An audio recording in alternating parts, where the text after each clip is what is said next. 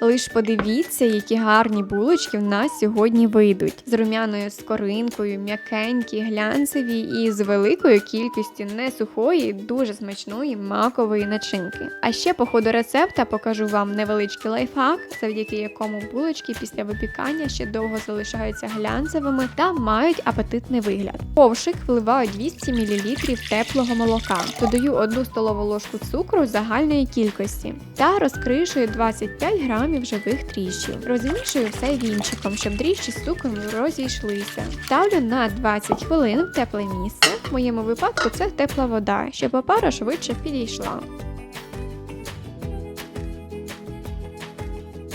В окрему миску розбиваю яйця, додаю сіль та злегка збиваю. Додаю цукор, який залишився, ванільний цукор та 100 грамів розм'якшеного вершкового масла. Рекомендую класти саме розм'якшене вершкове масло, бо тоді тісто краще підходитиме та матиме кращу волокнисту структуру, на відміну від розтопленого масла. Добре перемішую. Опара за цей час добре підійшла. Поєдную її зі здобою.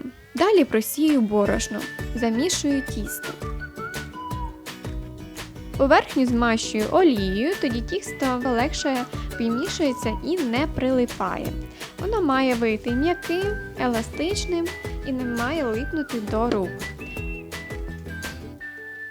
Миску змащую олією та кладу туди тісто. Накриваю та відставляю в тепле місце на 50 хвилин до підйому. Через час тісто добре підійшло, я його знову обминаю і відправляю ще раз підніматися на 30 хвилин.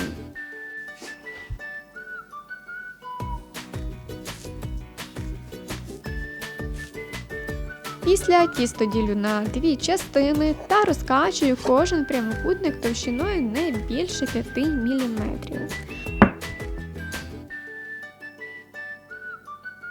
Викладаю домашню макову начинку, рецепт якої я прикріплю зверху і в описі під відео.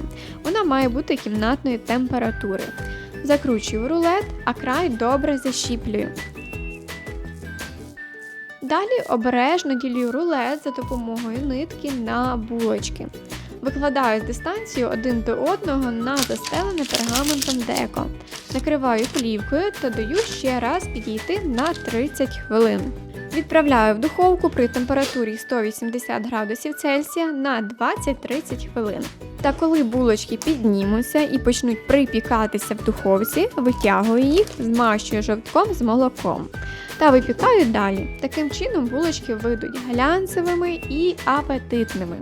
У мене вийшло 12 ароматних макових булочок із рум'яною скоринкою. Посередині вони неймовірно ніжні і пухкі. Зберігаю їх у звичайному поліетиленовому пакеті, і тоді вони ще довго залишаються м'якими та свіжими. А якщо вам сподобався мій рецепт, підтримайте мене вподобайкою та підписуйтеся на канал.